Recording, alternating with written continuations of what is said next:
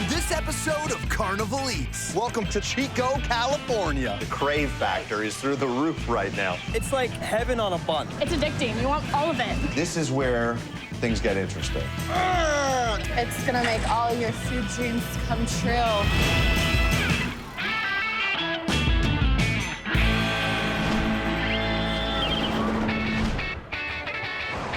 I'm Noah Cappe, and this is Carnival Eats. In the heart of Northern California, at the top of the Central Valley, lies the small city of Chico.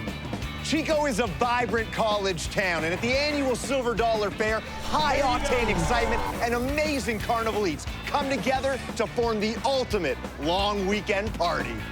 Let's swim over to Sharky's Fish Fry, where Phil is steering us towards his newest creation, the Captain's Shrimp on a Stick.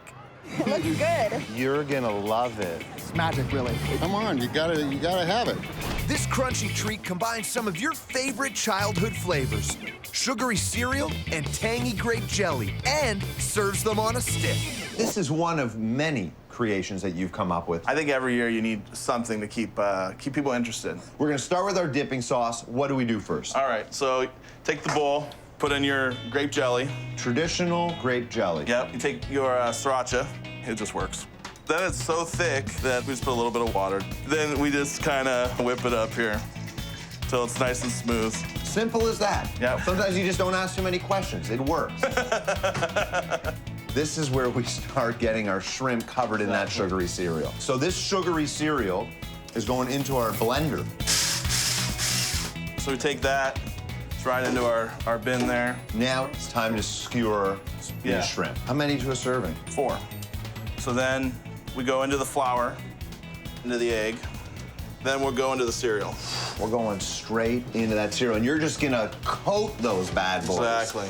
Oh, yeah. All right, my man, where are we going here? Head to the fryer. You ready? I'm ready. You know, you give it 15, 20, 30 seconds. That quick? Yeah, and it will turn color just a hair. Wow. Right into that. So we got our sauce that we made earlier. Take that, put it in a squirt bottle, kind of going back and forth. Simple as that. Simple as that. That's the Captain's Shrimp on a Stick. It's awesome, man. It's a winner, buddy. The shrimp is cooked perfectly. It's juicy, it's soft, it's pulling right off the stick. That golden cereal gives it that fun, crunchy taste. And then that sauce. You get the sugary kind of deliciousness of that jam. But the hot sauce gives a little kick. Set your destination for my mouth. Aye, aye, Captain.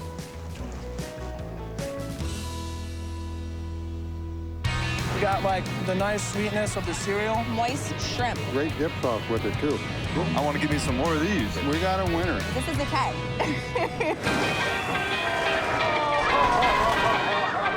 Connie's brought an East Coast treat to California and gave it a wild West Coast spin. It's the Sinfully Spicy Cheese Pretzel. I love pretzels. Right. I love Pretzels are the cheese best. and jalapenos. And then, of course, cinnamon. That's a new mix. We're hanging out with Connie, and Connie, we're talking jalapeno cheddar, we're talking cinnamon candy, but we're gonna bring them all together into one dish. So what's the first step into making this pretzel? With the flour and the jalapenos. We already put in the yeast and a couple other things that I put in, and then the pretzel flour. Okay. So we dump that in, add the jalapenos and our water. A little bit of water.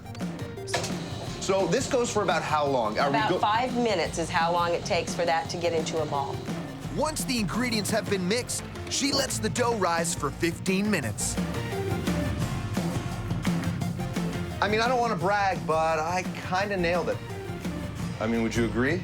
I guess. What you got to put in just a bonus roll to make sure that it looks like she's correcting it. All right. And then what we do is we take it, Yeah. just cross it right down here at the edge, and then there's your pretzel. And then we put 4 jalapenos pushed into the dough. Now, a lot of places, that's done, and they'll put it in the oven. Right. Not me. Connie lets her pretzel rise again for another 10 minutes so that the dough is light and fluffy. Here are 2 that are ready for the final steps. I can clearly see the difference. It's quadrupled in size. Yes, and they bake up even bigger. spray them.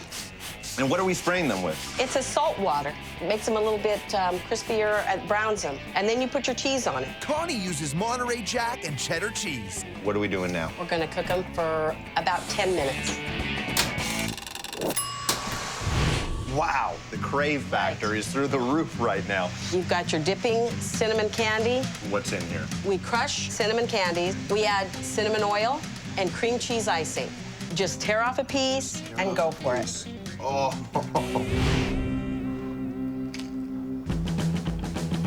It doesn't get any better. The toppings are delicious. The cheese is gooey and crunchy. The jalapenos give you that nice kick. It still comes down to the pretzel. Right. That's the base of it, and that's what makes this thing a winner.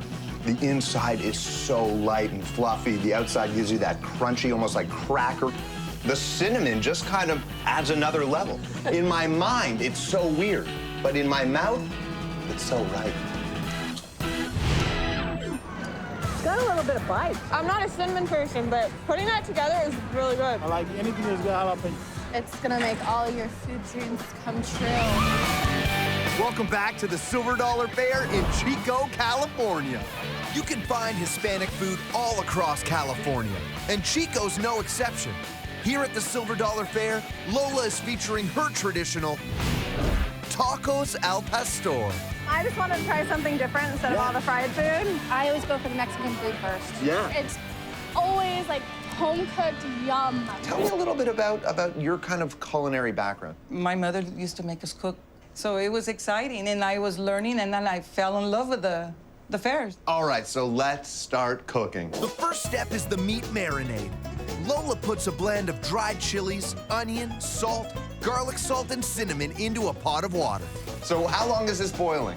Oh, for about 2 hours. And we're feeling like this is almost there. It's there. And how can you tell? The chili pods, they get soft. So what is the next step from here? I puree it. I will put it in the blender. So that is our marinade, ready to go. Ready to go. So this marinade is what we're gonna actually soak all of that pork in. Yes. It takes a full 24 hours to marinate the pork butt, and Lola has some all ready to go. All right, so from here, what are we doing? Okay, onions. Then you put your meat. Oh, yeah, you do. You're gonna love the flavor. You're gonna love it. Okay, and then we're gonna throw pineapple. Pineapple is a secret. Is it looking good? Yes, Are we... it's looking really good. Now we're gonna cook the tortillas. I like using white corn. Lola builds these incredible tacos with that pork and juicy pineapple. Then she adds diced onions, cilantro, and her green salsa, made from scratch with jalapenos and avocado. Ladies and gentlemen, you got yourself tacos al pastor.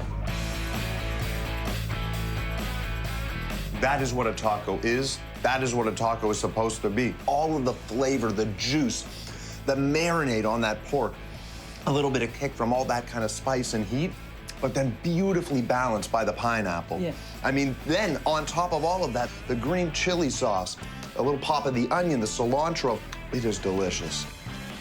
Get me a purple shirt, Okay. because I'm part of the team. The meat's got really good flavor. I like the spice in it. It's a perfect blend between the onion and the cilantro. It's addicting. You want all of it. Grandma would approve of this. Grandma approved. Now, let's head across the country to Pennsylvania. This is the Brandywine Strawberry Festival. This event began over 40 years ago as a fundraiser for the local hospital. Since then, it's turned into a 4-day event, bringing in big crowds, but keeping that small town atmosphere. The food here is the main event, and they're serving up a strawberry spin on a Carnival classic. Kettle corn is a staple at any fair, but nobody's making it quite like Jeff. He's created strawberry kettle corn. It looks great. Kettle corn is my favorite. I gotta tell you, man, if they were selling that at the movies, it'd be sold out. We're hanging out with Jeff, and Jeff, you have found a way to make kettle corn even better. That's correct. So, Jeff, how do you make strawberry kettle corn? First step is we add the corn oil to the kettle. Right in. Right in. Next thing, we're gonna dump the corn in. That's about 8 cups of corn. Jeff uses a mushroom-style kernel. With its compact ball-like shape, it's better for holding flavored coatings. So, and I do have a face shield for you. The kernels fly. Really? And the kernels that have sugar on them, When they stick to you, will continue to burn. Corn pops at 400 degrees. Where's the rest of the suit, Jeff? It's called being a man. You got the wrong guy, buddy. So right now, you're moving it around so that, what, the ones on the bottom don't start burning? That's correct. All right, we can start dumping the sugar in right down the center there.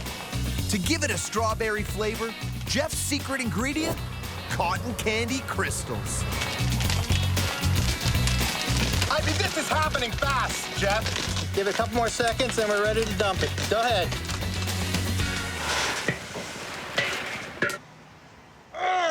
That actually wasn't that heavy.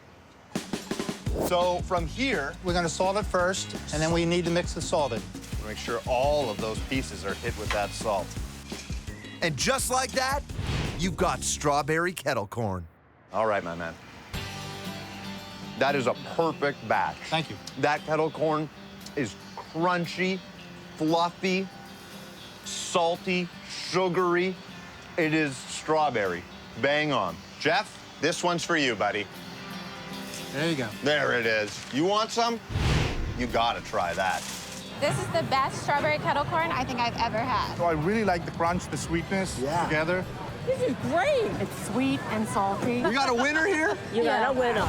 We're in Coatesville, Pennsylvania at the Brandywine Strawberry Festival. It's a place to enjoy the rides, get in on the family fun, and if you're up for it, try to conquer a sandwich known as the Colossal.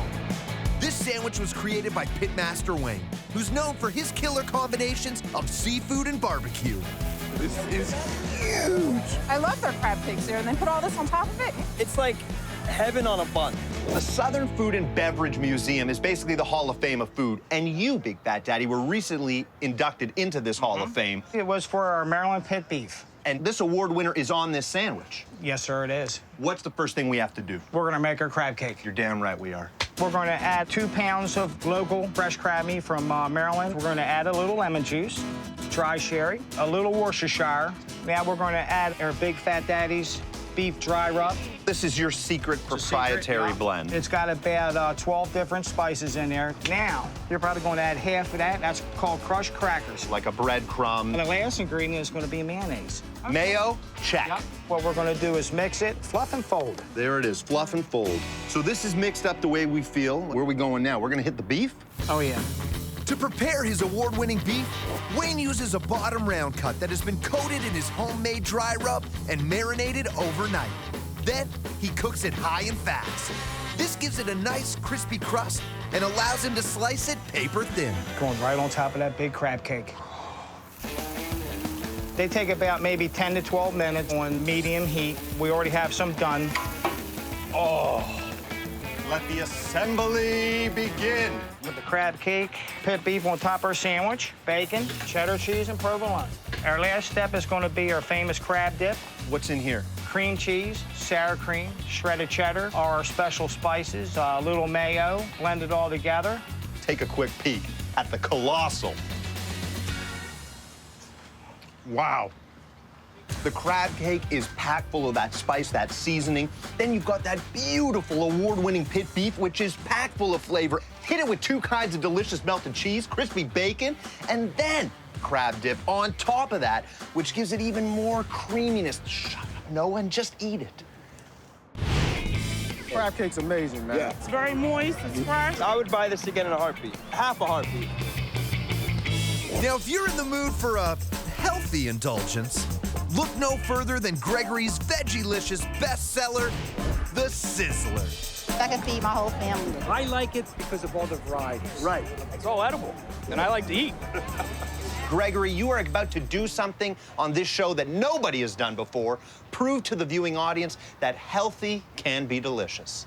Healthy is always delicious. So what's the first thing to do? Vegetables. I've got beautiful broccoli, summer squash, red peppers, and onions, green peppers for that sweet flavor. All right, so we're cooking them up. Takes about 8 to 12 minutes. Next, we add our lightly seasoned grilled chicken breast. Beautiful. I mean, that is ready to go. We're gonna take a little bit of our secret mixture, salt, pepper, a little bit of garlic. We're gonna sprinkle it on liberally. From here, we hit everything with a lemon. Oh, yeah. So I'm gonna mix it all now. There it is. These colorful, edible bowls are created from tomato or spinach tortillas. They're shaped using this cool gadget and deep fried until they're crispy. That looks ready. Out it comes. That's a bowl. Beautiful. First thing we do is the rice. Hit it. Gregory cooks his rice in seasoned broth with peas and carrots. Next, we layer in our grilled chicken and vegetables. This is our garlic and herb sauce, made fresh, daily. It has garlic and spices, the mayonnaise base. Oh, yeah. You got yourself a sizzling chicken rice bowl with squash and summer veggies. That's real food done the right way. The chicken is delicious. It's got that smokiness, that barbecue flavor that you want. The squash has a bit of a sweet potato taste to it. The broccoli, the onions give you that crunch. The summery zest and flavor of the fresh peppers. All of these pieces of rice have soaked up all that flavor, all in this delicious garlic sauce. And our edible bowl is crispy, it's delicious. Stick a fork in it, it's done. Stick a hat on me, I'm done.